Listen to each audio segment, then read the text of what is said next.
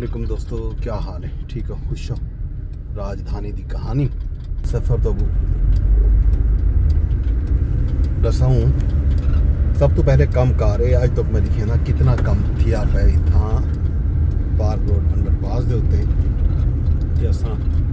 सफ़र करने पे हैं। ये सामने कौमी दा रसियत वाला रोड है। ये रोड दे उत्ते एक फ्लाईओवर टाइप बनता पे, लगता इवें है कि इतना एक फ्लाईओवर बन सी उत्तों इतों ट्रैफिक टपसी बहरहाल पता उमर लग सी जो इतना एक काम मुकम्मल की वैसे ये ऐसा तो दिखाऊँ कि लोग कितना कम कड़ी रफ्तार ना थी ना चुलंग के तो कम दसे ने कि कम कितना थी ना पे किमें थी ना पे तरक्की करने मार्गा ये सारी ट्रैफिक बाईपास थी के लंघदी पी जहाज़ तो हाल ही लगता इवें है बज़ाहिर जी कम की स्पीड है फील इवें थी कि हाल ही 2-2.5 महीने 3 महीने लग से नहीं था। उनकी वजह यह है कि इतना कम जी तेज़ी नाल शुरू थिया हा उन तेज़ी नाल पिछों बारिश आ वजन बारिश आनी तो ज़ाहिर है कम जी रफ्तार जी है थोड़ी जी घट वेंदी। उनकी वजह यह है कि रस्ता बंद थी वेंदे, रस्ता बंद थी तो वल उन्हें को उडों कढ़ना पौंदे। ये जवान इडो निकलने की कोशिश करे ना बते असां इडो मनसूं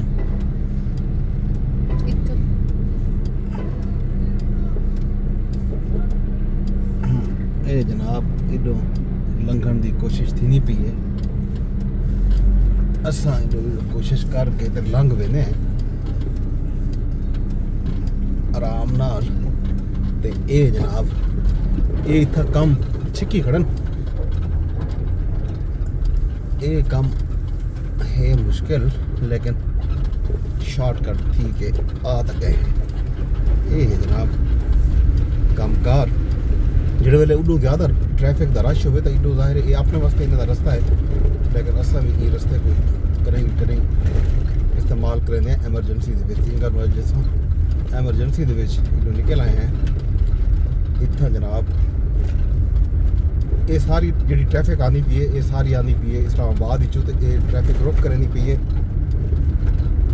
तरामड़ी का इतों बोड़ा नूर रोड इतों सीधा वैसी अगों वन के मोड़ा नूर रोड ते चढ़ी हुई सीधा पार्क रोड के वल चढ़ हुई सी ते वल ये ट्रैफिक लगी हुई सी अपना तरामड़ी वाले पासे कोटरी सिटिया ते इडो या खन्ना पोली तो वजन चाहते तो उडे भी ये बच सकती। यही वे जनाब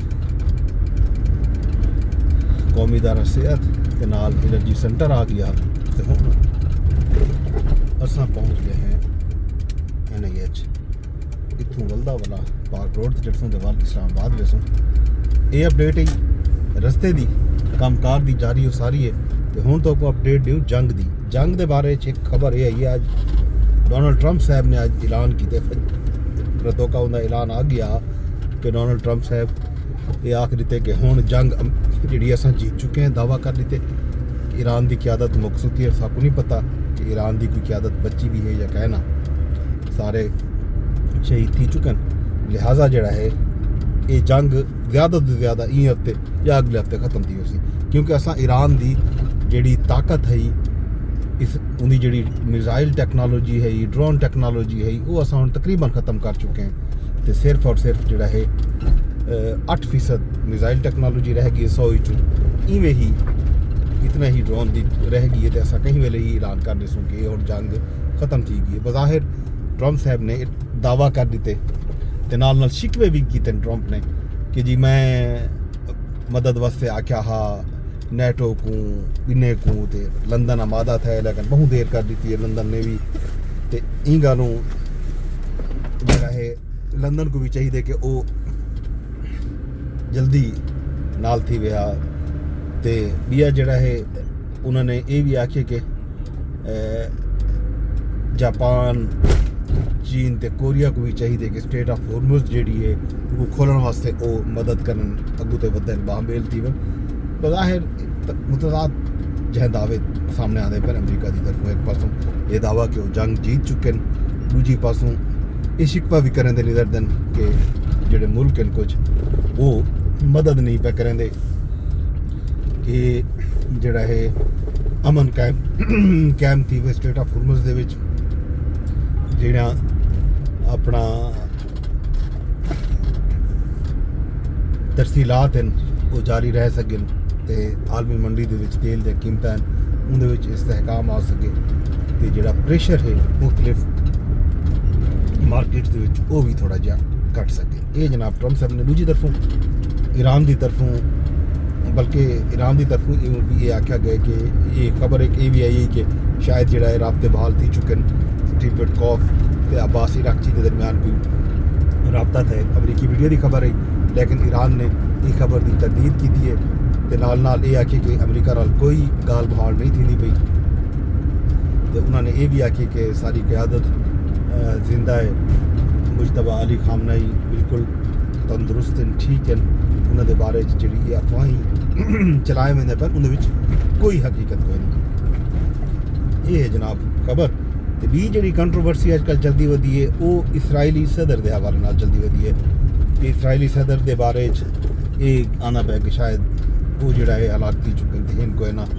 कोई वीडियोज़ आए उन वीडियोज़ के उत्ते भी बहुत सारे लोग ये तबसरे करने पैन कि ये वीडियोज़ जोड़े हैं AI नाल बने हुए हैं फेक वीडियोज़ हैं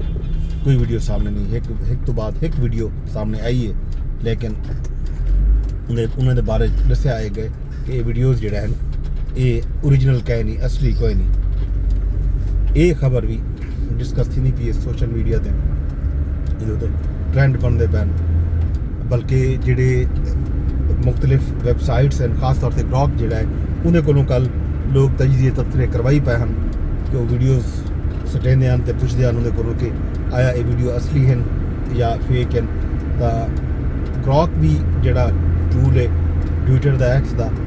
उन्हें भी ये तजिया किए कि जो वीडियो सामने आन मंजर आम से आन काफ़ी का कप पींदे हुए तो अंगली दिखेंदे हुए उन्हें नेतनयाहू जा उन्हें आखे भी ये जी वीडियोज़ हैं ये ओरिजिनल कोई नहीं ये सही वीडियो कह रहे ये जनाब वीडियो का